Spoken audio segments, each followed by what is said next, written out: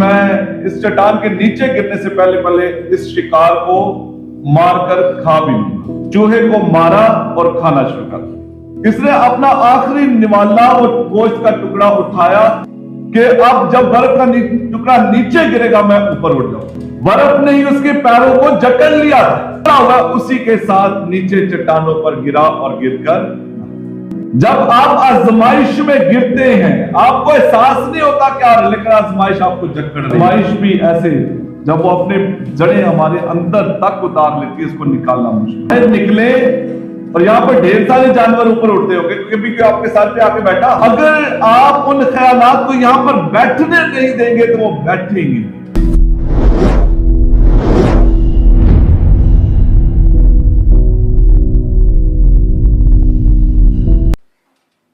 एक दफा एक ईगल शिकार के लिए निकला भूखा था, तो उड़ते हुए नजरें नीचे झुकाई हुई शिकार को ढूंढ रहा, तो दरिया के बीच में उसे एक बर्फ का टुकड़ा नजर आया जिसके ऊपर एक चूहा बैठा हुआ। तो पानी में बहाव के साथ ये बर्फ आगे जा रही थी।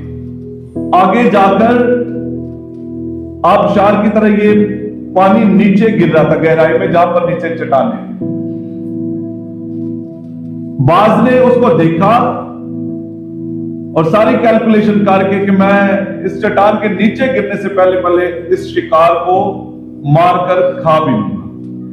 तो वो तेजी के साथ नीचे आया, अपने कदम उसने उस बर्फ के टुकड़े पर टिकाए, चूहे को मारा और खाना शुरू कर दिया। भूखा था, शिकार मिला, खुशी से खा रहे और आगे भी नजर है वो जगह, वो एज, वो किनारा जहां से पानी नीचे गिर रहा था और बर्फ के टुकड़े ने भी नीचे जाना था, वो नजदीक आता जा रहा था और ये अपने शिकार को बड़े आराम से खा रहा है, तसल्ली के।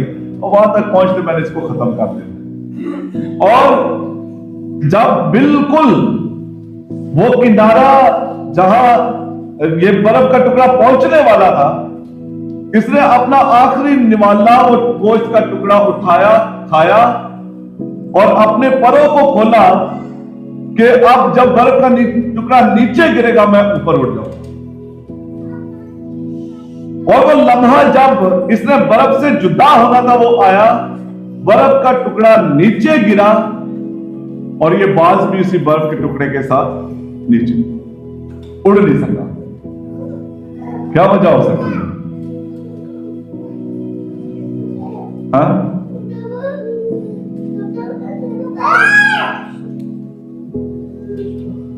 उड़ना भूल गया, पंख गिले हो गए थे। जब उसने बर्फ पर अपने पांव टिकाए थे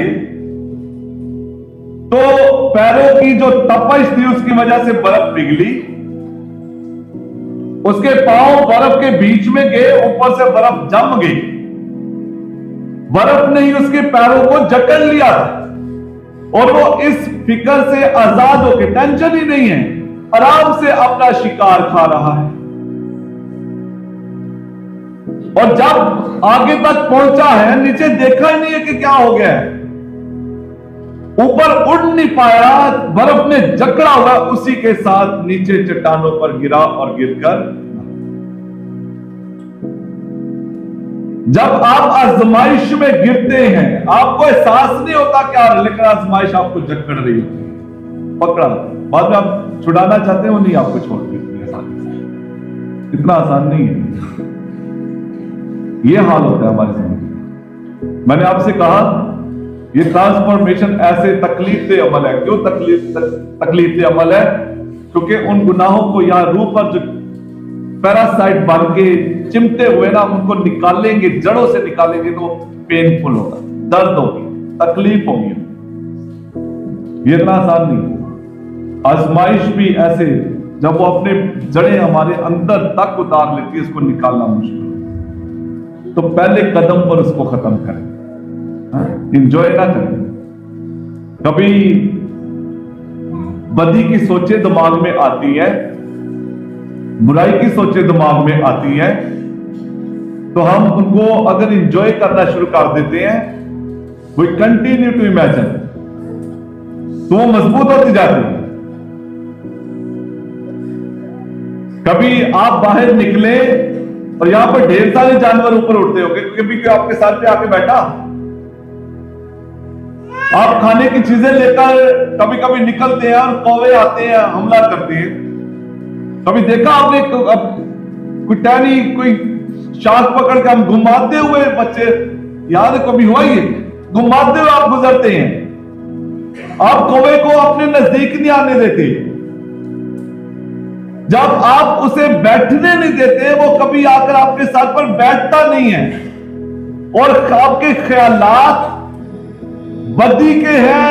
अगर आप उन ख्यालात को यहां पर बैठने नहीं देंगे तो वो बैठेंगे। जब आप बैठने अलाउ करेंगे वो बैठ जाएगा। जब आप इंजॉय कर रहे हैं, आप बहुत अच्छा लगा, बहुत अच्छा लगा, तो वह उस वक्त में वो अपनी जड़ें आपकी रूह के अंदर तक उतार। रोजों का मौसम हमें दावत देता है कि हम बदी की राहों से, गुनाह की राहों से अल्लाह को होकर खुदा की तरफ रुजू है। यू टर्न है, इस तरफ जा रहे हैं तो इस तरफ या इस तरफ नहीं, मुड़कर वापस खुदा की तरफ, खुदा की तरफ मतवज्जो, खुदा में जिंदगी पाए, खुदा में बरकत पाए, नई जिंदगी, मेटानोया, इसका आप तजर्बा करें। इस 40 दिन के उस तरफ यीशु के जी उठने की ईद मेरी दुआ है, खुदा हमें बरकत बख्शे कि हम भी जी उठने का तजर्बा करें, मसीह खुदा उनके वसीले से।